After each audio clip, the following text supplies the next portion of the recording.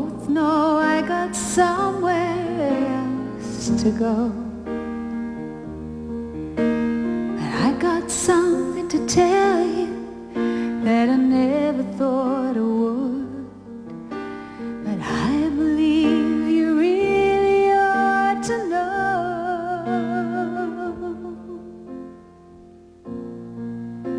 I love you. I honestly love you.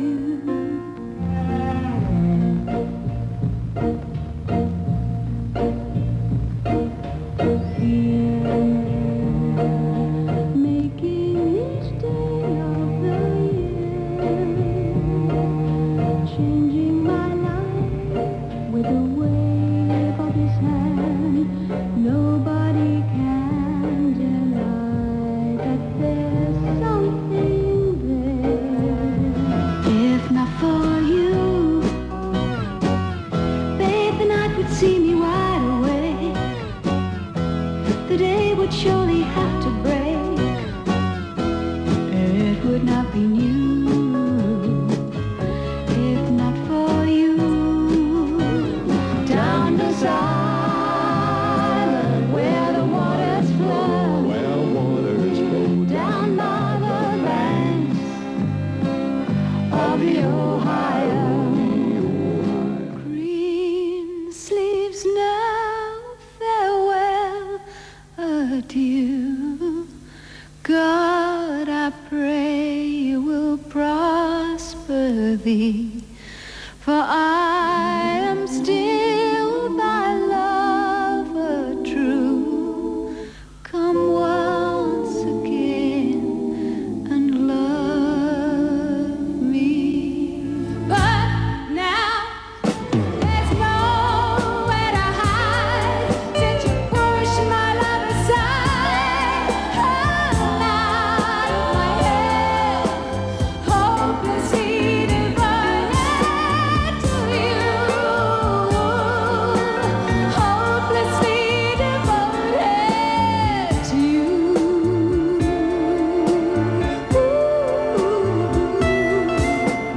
Hopelessly devoted to you.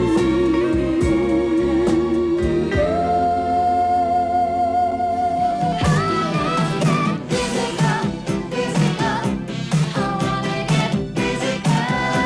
Let's get physical. Let me hear your body talk. Body talk, let me hear your body talk. Animal, animal, I wanna get animal. Let's get animal. Let me hear your body talk. Body talk, let me hear your body talk. I've been to cities that never closed down, from New York to Rio and old London town. But no matter how far or how wide I roam, I still call Australia home.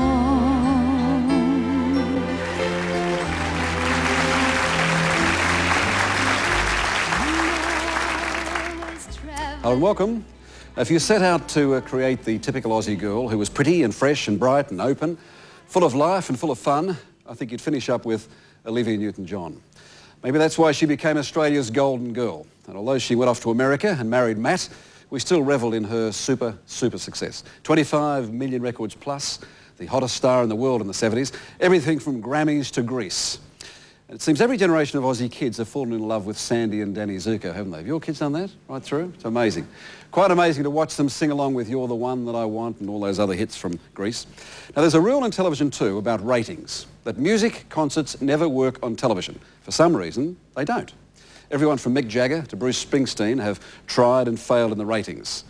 There used to be only two exceptions to that rule. Elvis, if he came back, he'd probably rate, and Olivia Newton-John. Well, last month, John Farnham joined that select pair. His concert for Rwanda was a ratings runaway success. But tonight, the one that we want is Miss Olivia Newton-John.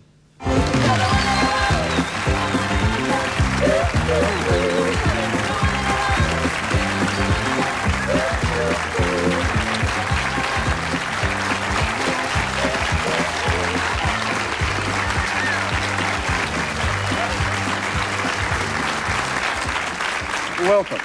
I mentioned earlier, as you were coming out, that you, John Farnham, Elvis, that's not a bad trio, is it? Oh, God, that'd be a great song, wouldn't it?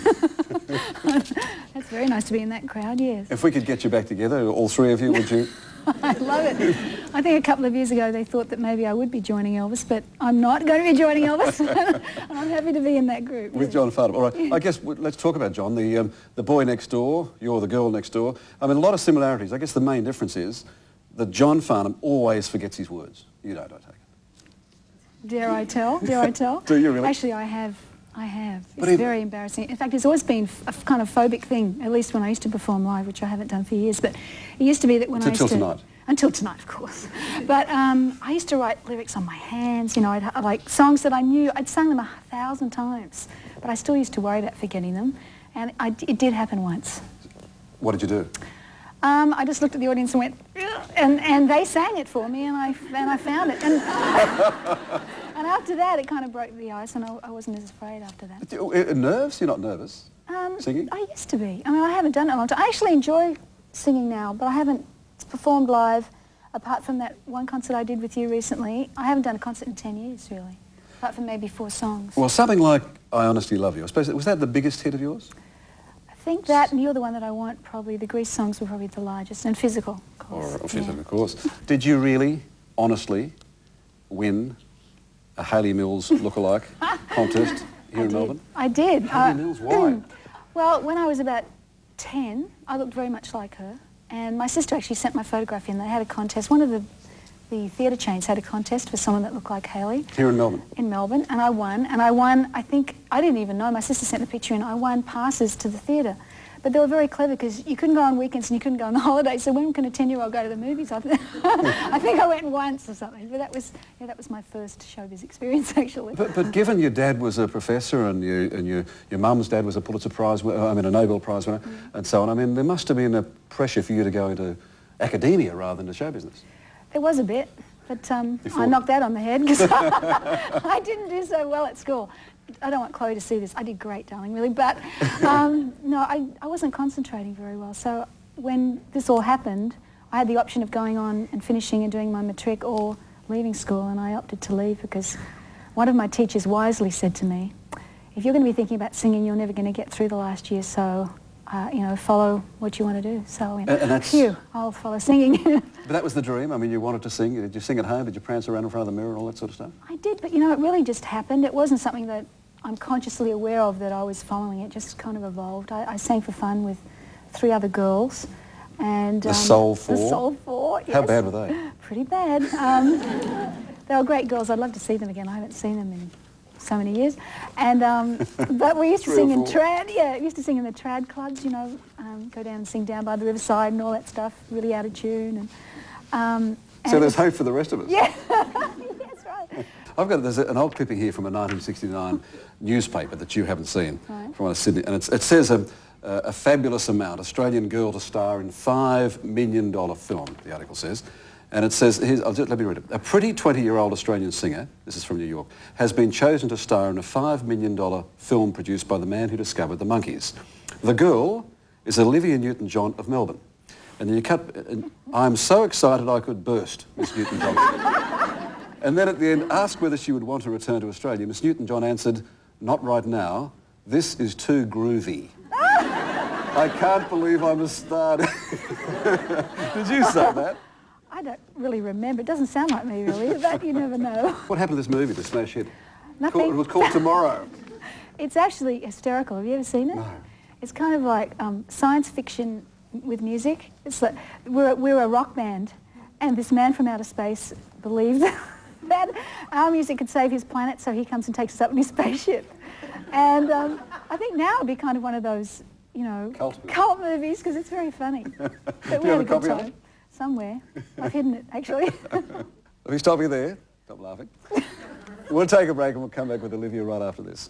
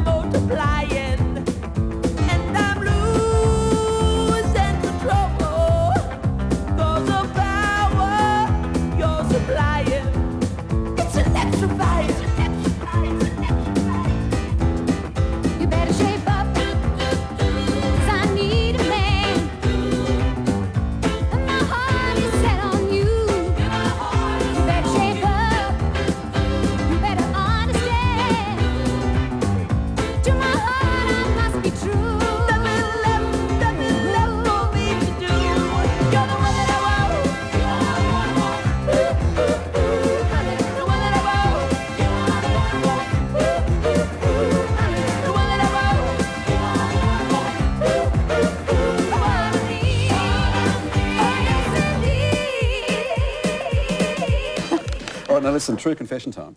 I heard the great love of your life, that you had the hots for John Travolta.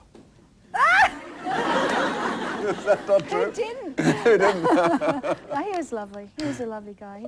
He's a good friend. He was a good friend. We were never an item, but we were good friends. And someone said then that, one of the comments of the people who didn't like the idea of an Aussie accent winning it, someone said, if white bread could sing, it would sound like Olivia Newton-John. Yes, I've heard that one. What did you A say lot to of that? people like white bread, I guess. So. Did you get, images again, did you get tired of over the years of being the virtuous, virginal, Doris Day type girl next door? I think in the beginning when I was trying to prove that, you know, I could sing actually, that it probably bothered me. But as time went on, I realised that people like to categorise you, and I was very lucky to have any career of success that I was having at all, so I kind of let it go, and it's okay. People like to put you in a niche, you know, so. Then along comes Grease. So then we get black... That was my chance to break out and be brown bread. Black bread. Yeah, right. Black skin-tight pants. Black skin-tight. And an off-the-shoulder blouse and the rich red high-heel shoes. Yes. What was the reaction?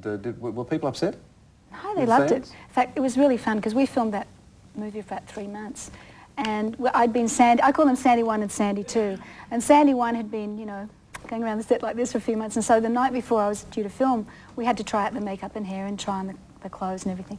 So I dressed up and I got a cigarette and I went out because they were filming. I think John was filming one of his songs. And no one knew who I was. And I had such a great time. I'm flirting with all the guys. I'm in this black outfit.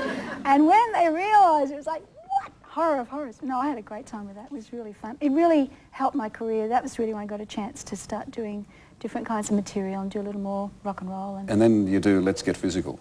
Yes. Suddenly you grow up. Suddenly sexy. Got a bit risque. Yes. Was it true that was it Australia or America where some TV stations actually banned that the musical clip? Utah. In Utah. That's the Mormon city. And the funny thing about that was when I filmed a television show of my concert and I had to do it in Utah. And I was so nervous, I thought, what if no one shows up? But anyway, I guess there are a few rebels in Utah because they did come to the show. The sinners showed up a bit. Yeah, they did. As a young girl, I came here by sea to a new home for my family.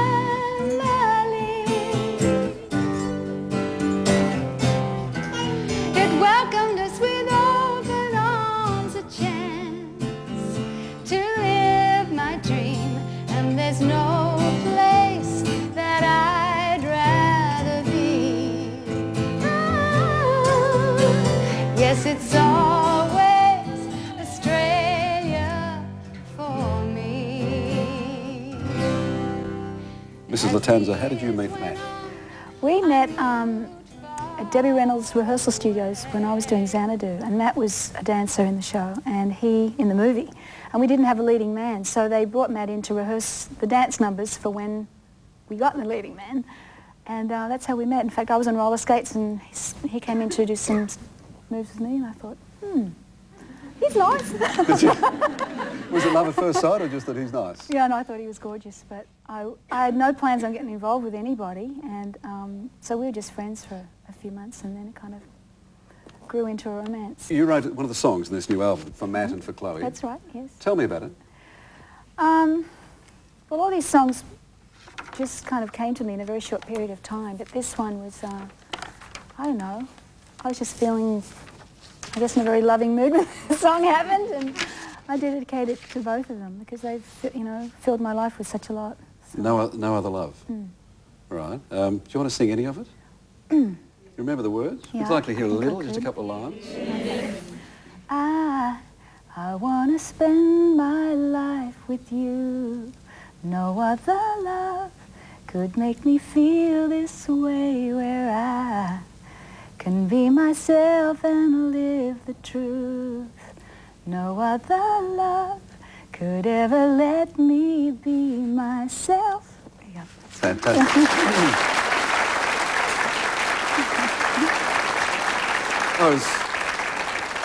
I was just checking the words. You got them. Did I get it right? You got the words right. Good. So, I have no excuse because I wrote them, right? but well, it's interesting. I mean, you wrote that in January of '94, of this year. In February of this year, out came the new idea story about basically you and Matt were splitting up. How do you put up with those sorts of stories? I like to keep them guessing, you know, write the song, do the article. No, look, I don't know. The press love to write stuff like that because they, I don't know, if they can't find anything bad to write, they'll create something because it sells magazines, I guess. And that poor Princess Di, I mean, she's on every week with some story. I deal with it. Sometimes it's upsetting. That article actually was upsetting to me because it's very disruptive for a family, especially for a child that now can read. Yes. You know, and she picks it up and it's, you know, I think it's very destructive. I don't like it at all. You also said at one stage that was one of the reasons you lived in America, that in some ways it was hassle-free, it was easy to be almost anonymous in America than right in Australia. It's a little more easy because, especially in California, there are so many people in the business that they can pick on that you can get left out more and you can be a little more anonymous. But generally, I've got to say the press here have been nice to me. I can't, you know, just occasionally they like to have a little gossip. Yeah. Tell me about LA. I mean, you survived the violence and the earthquakes and even the bushfires. I was so lucky. I was here. I was here. But your house survived as well. That'll do it every time. I was here for the earthquake. I was here for the fires. My friends are saying, can we just follow your travel plans? Because I felt terrible for some reasons that I couldn't be there because my friends were in a terrible state. That earthquake was really devastating. And people are still shook up. Excuse me. All shook up. It's Elvis again. I don't know. That's right. He's here. He's here. But the fire, I feel I was really looked after by somebody because our house is in Malibu is at the back of, and there are hills right behind us. The fire came right over the hill, went around our house and burnt 3 houses in front of us and went down the hill. And we lost the deck and we lost, you know, some superficial things, but the house is still standing, which is amazing. Apparently, there were some firefighters that came from the Midwest who were fans of mine, who went up to the house and got in the pool and said, I'm going to save her house, and they saved it. Is that right? So, and I've never got a chance to thank them. So. They're probably not watching tonight. No, they're probably not. but we saw, when you did the interview with Mike Willesee at the house, we saw there were eucalypt trees around, so trees that were supposed to go up. That, you know, what's really amazing about that, the eucalypts were standing, and everyone, you know, was concerned. My mother was always worried about the eucalypts in front of my house because I love them, and they reminded me of home. So I had lots of them all around close to the house. They didn't go up. But I heard that if you keep them well watered, it's a lot safer, and I think they were well watered, so I was lucky. These people from the Midwest were watering it. Yeah, exactly. It turned cold, that's where it ends. So I told her we'd still be friends. Then we made our true love vow. Wonder what she's doing now. Summer dreams ripped at the seams. But the Summer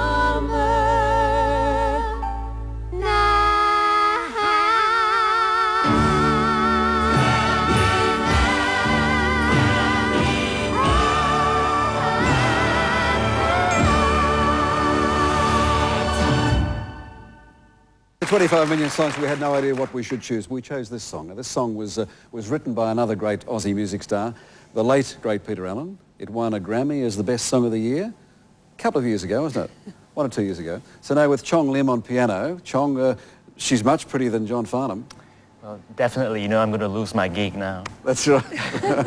and you've never done this before. In fact, you didn't meet Chong till tonight. No, this is our debut, isn't it? Yes. All right, Olivia and Chong Lim on piano. Here is Olivia and I Honestly Love You.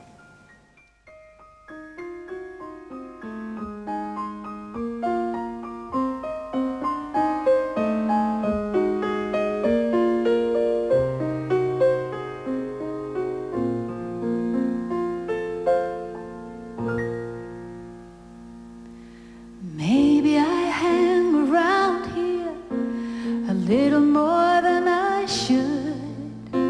We both know I got somewhere else to go. But I got something to tell you that I never thought I would. But I believe you really ought to know.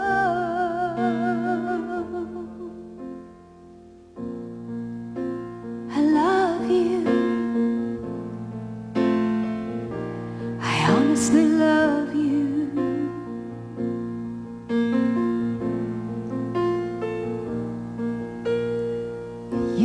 have to answer. I see it in your eyes. Maybe it was better left unsaid. But this is pure and simple, and you must realize that it's coming from my heart and not my head.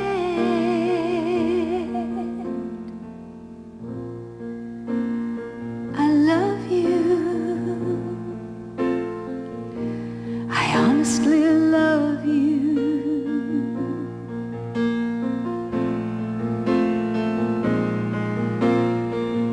I'm not trying to make you feel uncomfortable.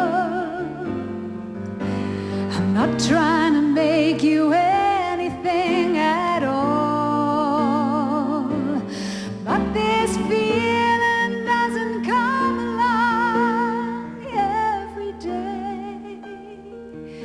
And you shouldn't blow the chance when you've got the chance to say, I love you.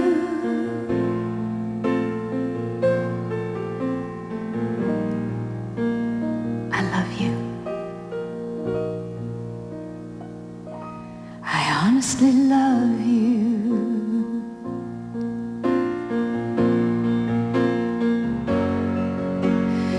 If we both were born in another place and time, this moment might be ending in a kiss. But there you are with yours, here I am with mine. So I guess we'll just be leaving it at this.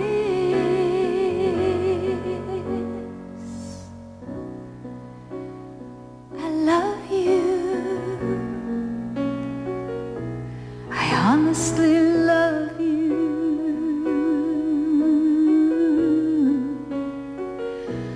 I honestly love you.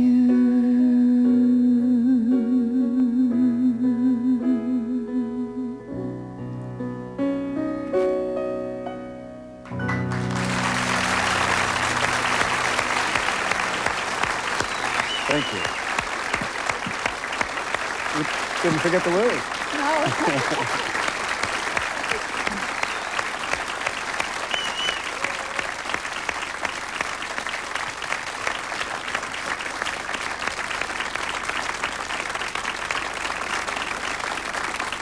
It begins Friday. All my life I've been hearing about the man from Snowy River, and it turns out he doesn't even have to... 12 heartfelt songs, showcasing the unique talents of Australia's favourite female performer, featuring the first single, No Matter What You Do. No matter what you do, I'll send you love. No matter what you do, I'll Olivia Newton-John's new album, Gaia, One Woman's Journey, out now at Brashes. July the 3rd, 1992. It was a pretty heavy day. It was my brother's birthday. I was in America and I'd been in and had some tests in hospital about 5 days before and had gone away for a vacation on that day and arrived at a friend of mine's house in the San Juan Islands, which is a beautiful group of islands above Seattle in America. Beautiful spot, you know. Sitting on the deck, and my father had been ill. I'd just been to Australia about a week before that. Everything was happening. I was having tests, my father had been ill.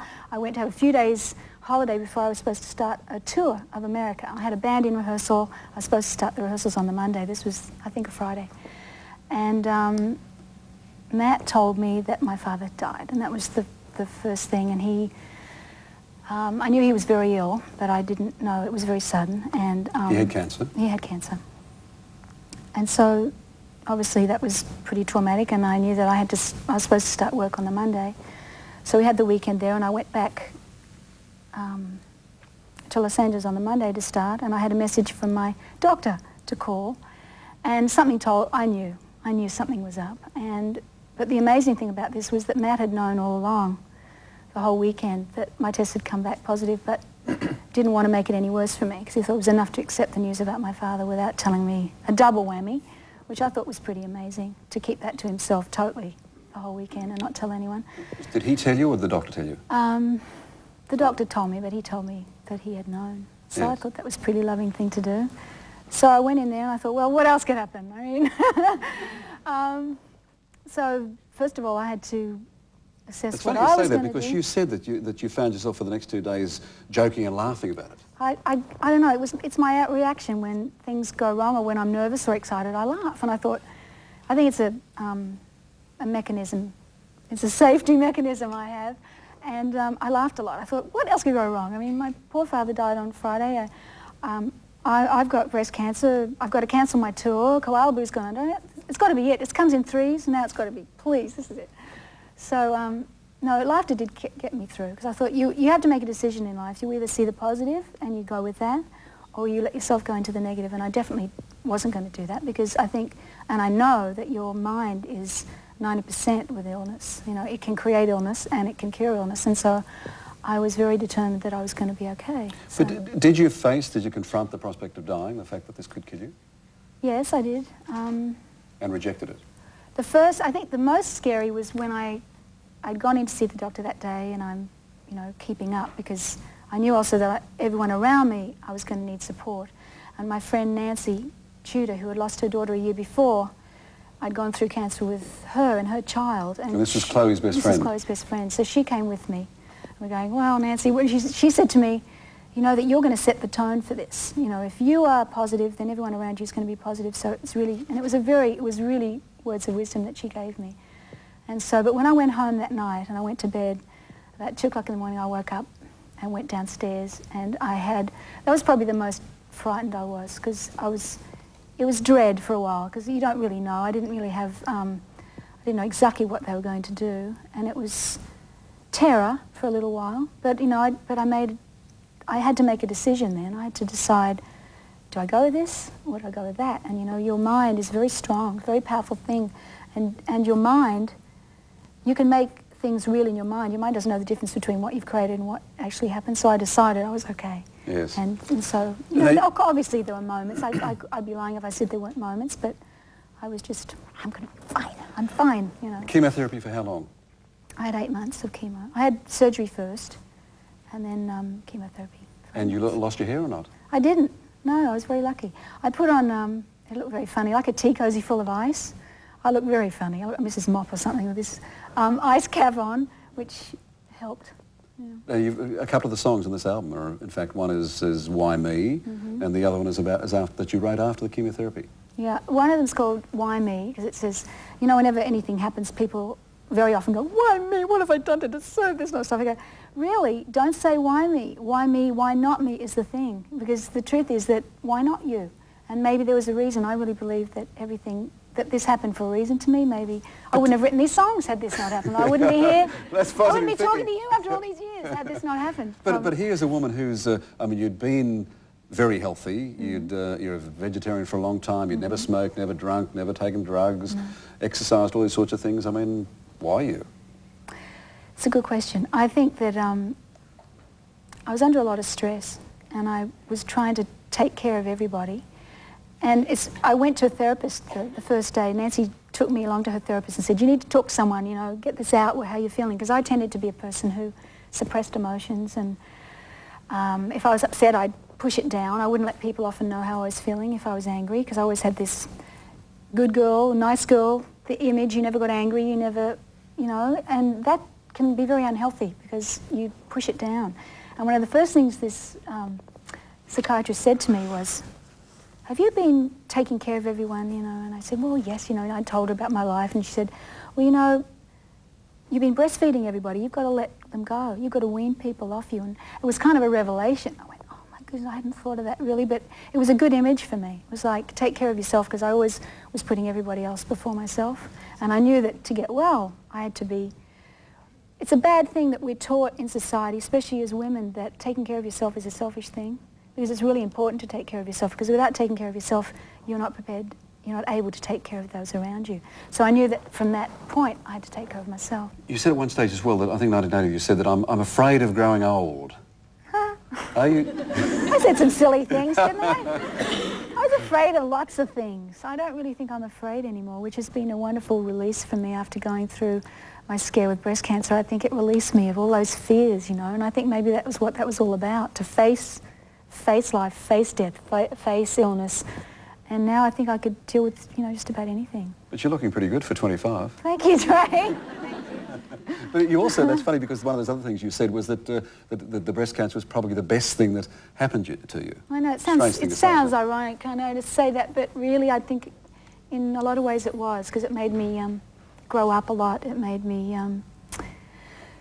work at my priorities, and it made me let go of a lot of fears and maybe let go of a lot of things that I didn't need to be doing that I felt I had to be doing. We'll take a break and we'll come back with Olivia Newton-John.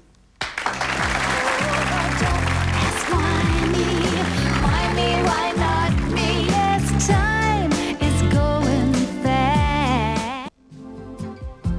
If I can only help to right or wrong with my dolphin song, then I'll have done what I set out to do. If I can only make one man aware, one person care, then I'll have done what I promised you. You mentioned, I mean, obviously the environment, I think we all know the environment is one of your great passions. But you were heavily onto that kick, I mean in the best sense, before it became trendy, weren't you? I mean, I read, was it 1970 that you refused to go to Japan because of the killing of dolphins there, until they changed policies? That's right.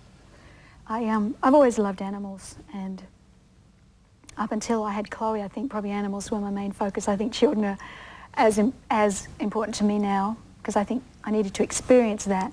But animals, I've always had a great affinity with animals, and anything living, breathing, being, you know, I think is a right to be here. So I felt this really strongly, and I felt that I needed to get this message across on her behalf.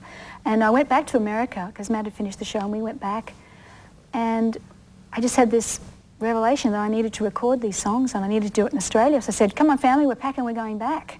And so we all went back. And why? Because the environment, the mood, the songs, vibes all these songs, I had like 10 songs and nowhere to go. I thought I had to record these. And but weren't they coming to in America? I had a couple happen there, but like the majority of them happened in Australia. All right. And I kind of felt I wanted to do it there because that's where it all, you know, all the music came to me. And the tree song?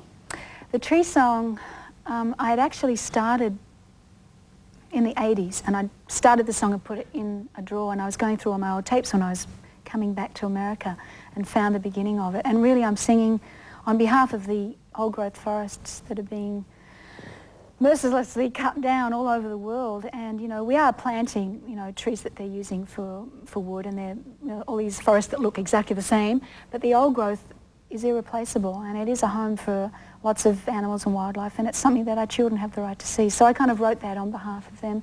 Just give me the first couple of lines too. of that one. Can you remember that? Yeah. No, I'm taxing out. Yeah, you are. God, this is a memory test. I better get that tape. I'm tall. I need room to grow. I need the sun in my eyes. My home is the earth below. One day I know I will reach the sky. Don't cut me down, for I am innocent. Don't cut me down. I am your friend. So that's the beginning of the tree song.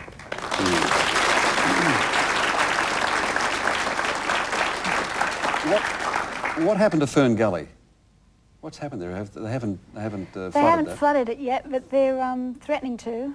And so that's still ongoing? It's ongoing. You know, Fern Gully is really a symbol for what is happening all over Australia. I've really been really concerned, I mean, because everyone writes to me now because they know that I'm worried about the environment, and I believe they want to put a highway through a koala habitat in Queensland, and the American government is thinking of putting koalas on the endangered list. Now, this really horrifies me, that koalas are kind of the thing that everything comes to Australia to see, and we should be preserving them in every way possible. I'm sure that if everywhere out there knew that we are in the name of progress destroying things that were irreplaceable, because koalas cannot, you know, decide, oh, they're putting a road through here, I'll just buzz off for a couple of years and come back. It doesn't work that way. They're very territorial, they're very shy, and we could be killing off one of the largest habitats. So I think that we all need to get more involved in I have this theory that Australia should be proclaimed a world park because it's so beautiful and it's one of the last places on earth that isn't totally ruined, and I think it's our responsibility to keep it that way if we can. You've been doing a TV series too, haven't you, on this, on the environment? Yeah, I have. It's called Wildlife. It's really fantastic. I've been having the best time with that. Yoo-hoo! We're Hello. here. Hope you're not here. You there?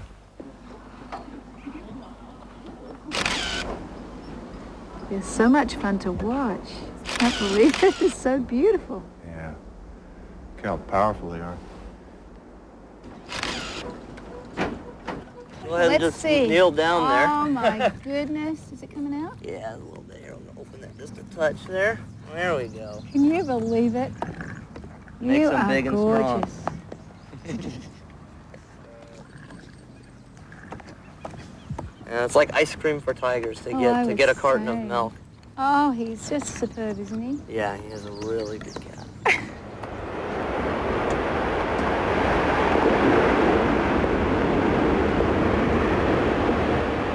Okay, you ready?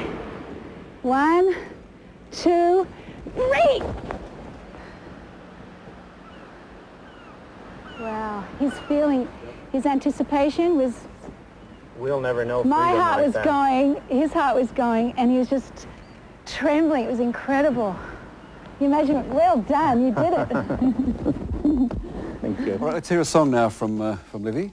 This is called Don't Cut Me Down. It's just one of the poignant and honest songs from Olivia's new album, which is called Gaia, One Woman's Journey. Let's have a listen.